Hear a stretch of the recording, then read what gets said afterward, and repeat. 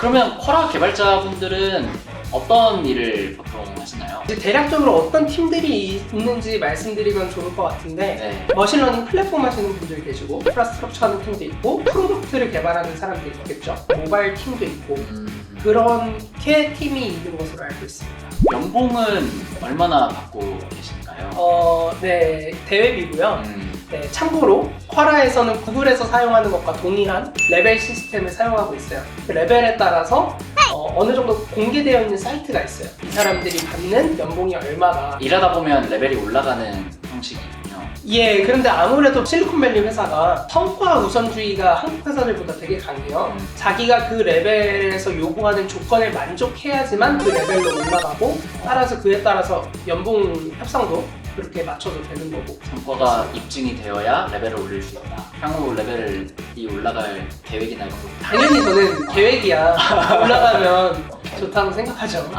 그러면 지금 한국에서 계속 일을 하고 계신 건데 네네. 미국에서 일하는 것만큼 연봉을 받고 있는 건지. 예, 저도 입사하기 전에 되게 궁금했던 부분인데 결론부터 말씀드리자면 그렇진 않습니다. 그 직원이 사는 지역에 따라서 차등적으로 월급을 주고 있습니다. 그리고 사는 나라에 지사가 없으면 스톡 옵션을 받을 수가 없고요. 그래서 한국에서는 아직 지사가 없기 때문에 스톡 옵션은 없고 한국 직원이 4명 정도 더 모이게 되면은 지사 전립을 할 수 있고 그렇게 되면 스톡 옵션을 받을 수 있습니다. 빨리 세 분을 모아야겠네요. 드래곤볼처럼. 중요하겠네요. 같이 와 빨리 구하자. 파티원. 스톱 사냥하러 가실 분. 그러면 어떻게 해야 쿼라에 들어갈 수 있나요? 쿼라가 원하는 인재상이. 네, 쿼라에서 중요하게 생각하는 5개의 가치가 있습니다. 첫 번째부터 말씀드리면은 하나는 미션 퍼스트예요. 맡은 일을 제일 우선시하는 것. 그러니까 개인이 원하는 것과 회사의 목표가 같으면 좋겠지만 이 둘이 상충하는 경우가 있을 수밖에 없어요. 그랬을 경우에 회사의 목표를 우선시하는 것을 얘기합니다. 그래서 결국엔 근데 회사가 잘 되어야 개인이 잘 되기도 합니다. 그리고 두 번째로 중요하게 여기는 가치는 드라이브입니다. 맡은 일을 실제로 성사시키는 것. 이 일은 누가 해야 되고 이 일은 누구 때문에 일어났고 이런 거를 따지다가 일을 결국에 못할 때도 있거든요. 그런 거를 따지는 것보다 그 일이 실제로 성사되도록 하는 그 가치를 얘기하는 겁니다. 결과를 봐야 뭔가 성공을 했든 실패를 했든 뭔가 그 결과에 대해서 원하고 성장할 수 있으니까. 결국에 그 일이 성사되는 것 그 자체에 우선을 두는 거죠. 세 번째는 어질리티라고 하는 건데 이게 시시각각 변하는 상황에 적응하는 유연성이에요. 그래서 상황이 변한 거에 따라서 상황은 변했는데 자기가 하던 걸 계속 고집하고 상황이 바뀐 거에 따라 유연하게 대처하지 않으면은 일을 그르칠 수가 있어요. 그래서 그런 유연성을 얘기하는 거고요. 그리고 네 번째는 awareness입니다. 그래서 일하는데 필요한 정보를 많이 알고 있는 거예요. 그래서 알고 있는 정보를 바탕으로 보다 좋은 결정을 내리고 보다 더 좋은 방향으로 일이 굴러가게 만드는 걸 얘기하는 거죠. 그리고 마지막으로는 pragmatism입니다. 그래서 이거는 쉽게 얘기해서 트레이드오프를 잘하는 거예요. 예를 들어서 자기가 95% 성능의 결과가 나오는데 2달이 걸리고 80%의 성능이 나오는 결과물을 만드는데 단 이틀만 걸린다고 한번 예를 들어볼게요. 그럼 여기서는 과연 95%를 고집하면서 2달을 사용하는 게 옳은가? 아니면 80%만 나오더라도 이틀만 사용하는 게 옳은가에 대해 실용주의적인 선택을 할 필요가 있습니다. 물론 항상 80%가 정답이라고 얘기하는 건 아니지만 경우에 따라서는 실용적인 선택인 80%를 선택해야 될 수도 있는 상황을 얘기하는 거죠. 뭐 80% 먼저 선택하고. 그렇죠. 그 다음에 95%가 필요한 상황이 오면 그때 다시 2달을 써도 되는 거니까요. 지금 말씀하신 그 5가지의 기준이 인사평가 때의 기준인 건가요? 이게 면접 때도 중요하고요. 그리고 회사에서 중요하게 여기는 5가지의 가치이니만큼 그리고 이제 실제로 회사에서 일하면서도 이런 5가지 영역에 대한 인사평가 자료들을 만들기도 합니다. 물론 5개가 그대로 들어가는 건 아니지만 이 5개와 비슷한 얘기들을 하는 평가 항목들이 있는 거죠. 그러면 이제 쿼라 인터뷰는 어떤 식으로 진행됐었는지도 되게 궁금해요. 그 미국계 회사다 보니까 그럼 어떤 식으로 진행이 됐나요? 인터뷰를? 실리콘밸리 회사들이 대부분 비슷한 인터뷰 프로세스를 가지고 있을 것 같아요. 그래서 저희 회사 얘기를 하면은 첫 번째로 인포메이션을 줌콜 30분 정도 줌으로 만나가지고 간단한 정보를 물어요.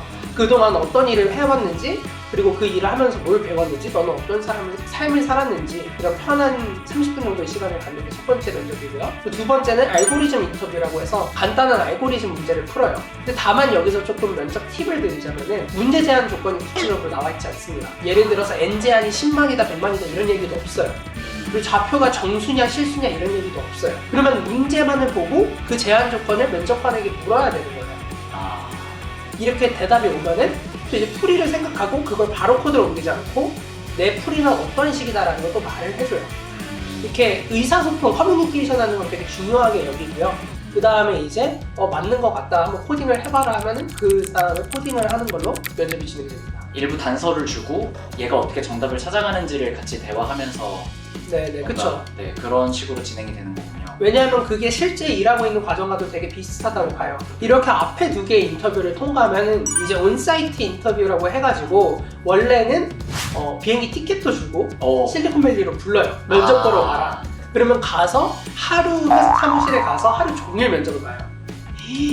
면접 하나 보고 쉬었다가 하나 보고 점심 먹고 또 하나 보고 쉬었다가 마지막 면접 보고 이렇게 4개의 면접을 보고 하루 종일 있습니다. 원래는 그런 면접인데 지금은 이제 저희가 리모트 퍼스트가 됐고 네. 팬데믹도 있으니까 이게 버추얼로 이루어져요. 그래서 이것 또한 이제 앞선 인터뷰와 마찬가지로 줌으로 이루어집니다. 네. 그래서 4개의 면접이 여기에 있다고 말씀드렸는데 첫 번째는 이전에 했던 알고리즘 인터뷰를 다시 봐요. 다른 사람한테 다른 문제로 이전 면접보다는 조금 더 어려운 알고리즘 문제가 나갈 것 같고요. 이전에 했던 면접이랑 크게 다르진 않아요. 두 번째는 시스템 디자인 인터뷰입니다. 저희 회사에서 처음 하는 것도 아니고 시스템 디자인 인터뷰를 보는 미국 회사들이 되게 많이 있어요. 네. 그래서 아마 구글에 시스템 디자인 인터뷰라고 검색하면은 있는 자료들을 참고하시면 될 것 같고, 그리고 세 번째는 이제 프랙티컬 인터뷰라고 해가지고 파이썬이나 C++ 아니면 자바 등의 언어를 하나 선택해요. 그래서 적당한 크기의 프로젝트 코드 베이스를 하나 줍니다. 또 과제가 주어져요. 버그를 찾아서 고쳐라라든지 아니면 어떤 기능을 새로 만들어라라든지 그런 문제가 나오면은 그 코드 베이스에서 코드를 그 자리에서 다 이해하고 그 주어진 과제를 수행해내요. 얼마나 시간을 주나요? 그런 문제가? 이게 각각의 인터뷰가 1시간 15분이었나? 그리고 마지막으로는 이제 저희는 하이어링 매니저 인터뷰라고 부르는데 매니저와 직접 면접을 보고요. 편하게 또 대화하는 자리인 건가요? 아니면? 네, 편하게 대화하는 자리라고 이해하시면 될 것 같지만 그래도 맨 첫 번째 있었던 인풋 챗보다는 좀 그래도 좀 격식이 있다라고 해야 될까? 조금 무거운 자리였던 것 같아요. 그 과정까지 끝나면 네, 최종 결과가 나오고 그 다음에 연봉 협상으로 갑니다. 그리고 되게 자세가 좀 다른 것 같아요. 되게 잘해줘요. 예를 들어서 연봉을 많이 맞춰준다고 하든지 어떻게 이직 생각은 여전한 거야? 뭐 이런 식으로 물어본다든지 되게 관계가. 느낌이 다르다는 걸 느꼈어요. 이미 뽑기로 결정을 한 이후에는 네. 그다음에 우리 회사로 와줘 제발 뭐 이런 느낌으로 태도가 맞대요. 실리콘밸리에서는 이직이 굉장히 잦아요. 어떤 사람을 회사 안에 오래 잡아놓는 거에 되게 중요하게 여깁니다. 그리고 이 사람 한 명을 뽑기 위해 들어가는 비용이 한국 돈으로 대략 한 1억에서 3억 정도를 보고 있어요. 왜냐하면 예전에는 인터뷰 볼 때 비행기 티켓도 줬죠. 그리고 인터뷰 보면서 사람이 들어가서 일을 하죠. 그 비용, 여러 가지 부가 비용. 그래서 인터뷰를 통과했다는 건 괜찮은 사람을 찾았다는 거잖아요. 네. 그럼 그 괜찮은 사람을 잡기 위해 많은 노력을 합니다. 저는 그게 마음에 들더라고요. 그럼 서류 냈을 때부터 최종 합격까지 뭐 걸리는 시간이 좀 맞춰주는 것 같아요. 그러니까 내가 좀 빠르게 진행하길 원한다라고 하면 2주 안에도 끝나기도 하고요. 그리고 저 같은 경우에는 이제 일을 하면서 이직 준비를 했기 때문에 네, 인터뷰 하나하나 좀 더 준비를 할 시간이 많이 필요했고 그렇기 때문에 저는 좀 길게 가서 한 1~2 달이었던 것 같아요. 저는 한국에서의 첫 직원이기 때문에 법적인 절차를 뚫는 게 좀 어려웠어요. 예를 들어 한국에서 뭐 4대 보험이 있고 뭐 퇴직금 정책 뭐 이런 법들 지켜야 되는 것도 있거든요. 네. 그거에 대해서 얘네가 리서치를 하고 계약서를 만들어야 되기 때문에 그 과정도 좀 오래 걸렸는데 이제는 그렇진 않죠. 네. 선례를 만드셨습니다. 네네 그렇죠. 이제 면접관으로 오시면 어. 매니저. 저는 아직 영어가 그렇게 익숙하지 않기 때문에 퇴근은 제때 하시나요? 이게 또 재택이다 보니까 네네. 저희가 퇴근 시간이 딱히 정해져 있지는 않아요. 맡은 일을 다 끝내면 일찍 퇴근할 수도 있고 길어지면은 뭐 늦게 퇴근할 때도 있고. 미국이랑 한국에서 어쨌든 시차가 좀 다르니까 네, 그렇죠. 코어디네이션 아워라고 해가지고 필수 근로 시간 정도로 이해하시면 될 것 같은데 그 시간이 새벽 2시에서 뭐 8시? 뭐 이 정도예요. 근데 사람이 매일매일 새벽 1~2시에 일어나서 일을 시작하고 끝마치는 거는 저는 상상하기 어렵더라고요. 그래서 이제 면접 보기 전에 그거를 미리 조율하고 들어갔습니다. 그래서 이제 코어디네이션 아워를 정확히 다 지키는 건 어렵고 회사랑 이제 좀 얘기를 해서 이제 거기 시간 기준으로 오후 1시부터 일을 하면 어떨까? 새벽 5시에서 6시 정도가 됩니다. 그러면 보통 업무 시간이 새벽 5시에서 6시 사이에서 네. 3시 뭐 이때까지 거의 일을 한다고 보면 돼요. 오후 1시에 퇴근할 수 있는 회사. 한국에서는 일하는 요일도 좀 다를 것 같아요. 예, 되게 잘 짚어주셨는데 거기 시간에서 맞추다 보면은 화요일부터 토요일까지 일하는 게 그 사람들과 제일 일하는 시간이 많이 붙일 수 있겠죠. 계약서상으로는 월요일부터 금요일로 일하는 걸로 되어 있고 공휴일도 한국 공휴일을 따르는 걸로 되어 있어요. 네. 그렇게 일하는 분들도 많습니다. 다만 저 같은 경우에는 한국에서 아직 저 혼자밖에 없고 제가 제 개인이 편의를 맞춰주면 되는 거니까 회사에 저는 화요일부터 토요일까지 일하고 있고 공휴일도 미국 공휴일을 따릅니다. 그러면 월요일에 출근하지 않아도 되는 회사. 그쵸? 라고 생각할 수 있네요. 그럼 마지막으로 혹시 하고 싶은 말 있으면 편하게 해주세요. 예, 저희 쿼라에 대해서 이렇게 좋은 기회가 와가지고 네. 소개해드리는 자리를 갖게 되었는데 한국에서 면접도 보고 한국에서 일도 하고 실리콘밸리에 입사도 할 수 있기 때문에 많은 분들께서 관심 가져주시면 좋겠습니다. 그러면 이것으로 실리콘밸리에 있는 유니콘 기업 중에 하나인 쿼라에 재직 중인 전명우 개발자님과의 인터뷰를 마치도록 하겠습니다. 네, 감사합니다. 감사합니다. 네.